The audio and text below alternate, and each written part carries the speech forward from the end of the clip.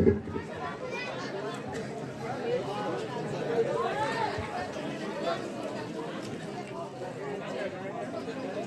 Hello hello hello.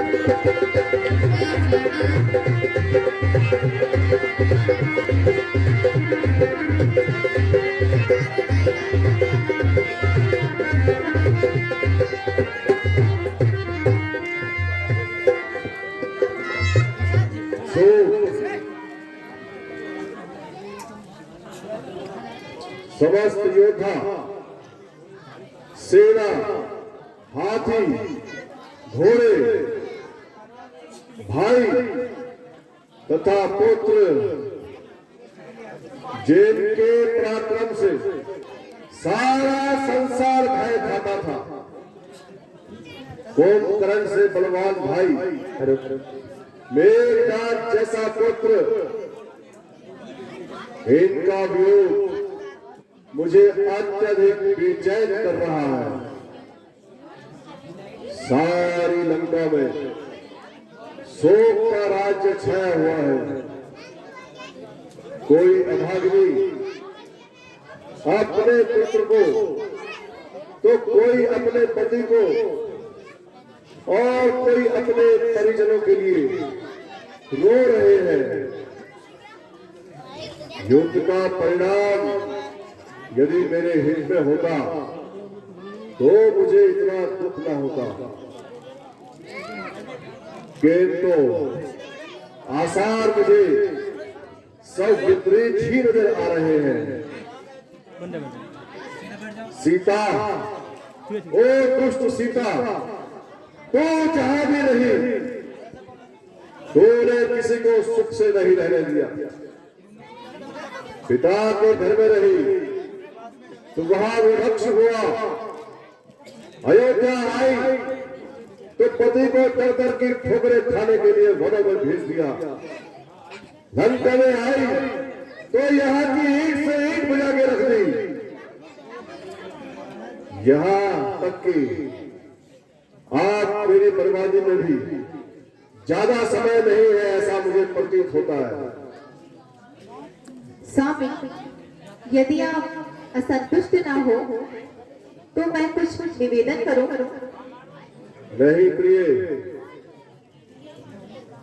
इसमें असंतुष्ट होने की क्या बात है? संभव है तुम्हारी सहमति से मुझे कोई लाभ हो जाए। कहो, क्या कहना चाहती हो? स्वामी, यदि मेरा कहना माने तो मैं सिर्फ यही प्रार्थना करूंगी कि आप सीता को उसके पति को सौंपकर आ जाइए और शांति से रहने का यत्न कीजिए। पर मानना और न मानना आप पर निर्भर है। मंदोदरी, ऐसा कहने से तो अच्छा था कि तुम चुपचाप ही रहते। तुम मुझे धैर्य न देकर मेरे घावों पर नमक छिड़कने का काम कर रही हो और इस प्रकार कायरता के शब्द कहकर मुझे भी कायर बनाना चाहती हो। मैं प्रतिज्ञा करता हूं कि राम, लक्ष्मण, इन सबकी कुंभकर्ण व मेघनाथ जैसी ही दशा करूंगा, तभी मेरे मन को चैन मिलेगा। यह आपका विचार मात्र है, मेरे विचार से तो अब हमारी विजय नहीं हो सकती। कारण कि शत्रु की ओर सत्यता है। सच है कि इसमें तुम्हारा भी कोई दोष नहीं।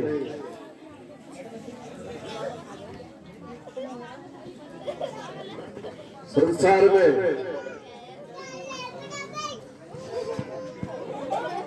सभी बनी के होते हैं, बिगड़ी का कोई नहीं होता। तू कौन और मैं कौन?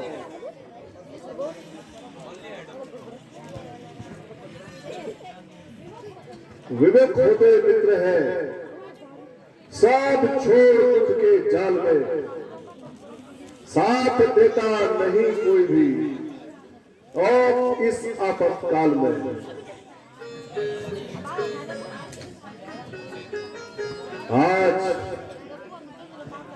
आज मेरे भाग्य में यह दिन खिला ही दिया जो कि आज मेरी स्त्री भी मुझसे मिथ्या भाषण करती है तथा मेरे शत्रु को धर्मात्मा और वीर बता रही है। प्राणनाथ, क्षमा कीजिए, मैंने तो आप पर कोई दोष नहीं लगाया। अपराध क्षमा हो साहब। यदि कोई मेरी ओर से अगर कोई मेरी ओर भी बुरी दृष्टि से देखता तो क्या आपकी आंखों में खून नहीं उतरेगा? बस इतनी सी बात को समझ लीजिए तथा जिस प्रकार से हो सके इस झगड़े का निपटारा कीजिए। बस बस मंदोदरी, चुप रहे, आप मेरे कान न खा और इसी क्षण यहां से चली जाओ। मुझे तुम्हारे उपदेशों की कोई आवश्यकता नहीं। स्वामी, आपको पूर्ण अधिकार है, दंड दीजिए, मुझे स्वीकार है, किंतु फिर वही वक्त जबान को बंद करो। हाय हाय मेरे करतार, हाय हाय मेरे करतार।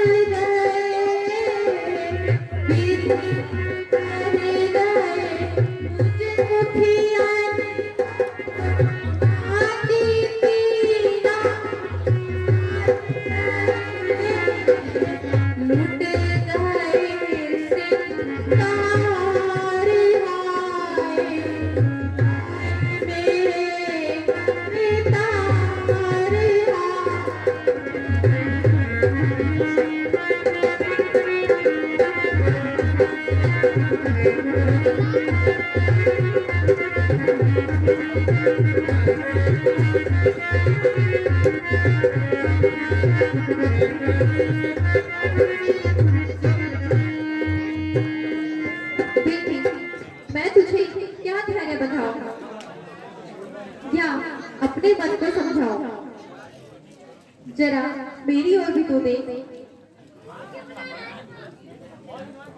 कितने दुख मैंने अपने मन में समाये हुए हैं।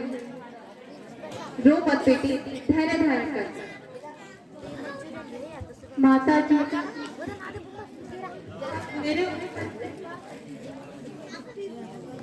मेरे पति का शीश मंगा दीजिए। स्वामी, सुलोचना अपने पति का शीश मंगाने हेतु आपसे प्रार्थना कर रही है। उसे मंगवाकर अब ये क्या करेगी? उसके साथ जलकर सती हो जाएगी। इसका विचार बिल्कुल भी उचित नहीं है। इस समय सिर का मिलना कोई साधारण बात नहीं है, जबकि एक सिर के बदले वो 100 सरना ले लेंगे, तब तक वो सिर प्राप्त नहीं होगा।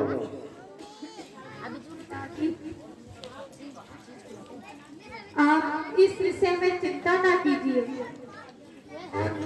आज्ञा दीजिए। कैसी आज्ञा?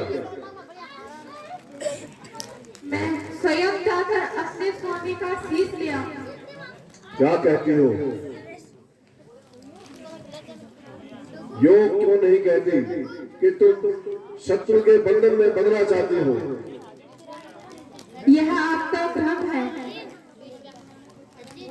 सुलोचना को बंदी बनाना कोई साधारण बात नहीं। ये तेरी सरासर भूल है। तू वहां पहुंचते ही बंदी बना ली जाएगी और इस प्रकार से उनको सीता के छुटकारे की पूरी आशा हो जाएगी। पिताजी, पहले तो ऐसा नहीं हो सकता, और यदि हो भी गया तो मेरी जान मेरे। जब तू मेरी हर बात को काटती है और तू मेरा माथा क्यों चाटती है? जो तेरे मन में आए वही कर। अच्छा माता जी, मेरा अंतिम प्रणाम स्वीकार कीजिए तथा जाने की आज्ञा दीजिए। बेटी जा, मेरे भाग्य में यही लिखा था। जा बेटी, किसी प्रकार का भय न करना। वहां भी तुम्हारे पिता के समान विभीषण है जो तुम्हारी रक्षा करेंगे, और राम तो स्वयं ही त्रिलोकी है, तथा अंगद भी मेरे पुत्र समान है। जा बेटी, अब मेरा कोई सहारा नहीं। प्रणाम माता जी, प्रणाम पिताजी।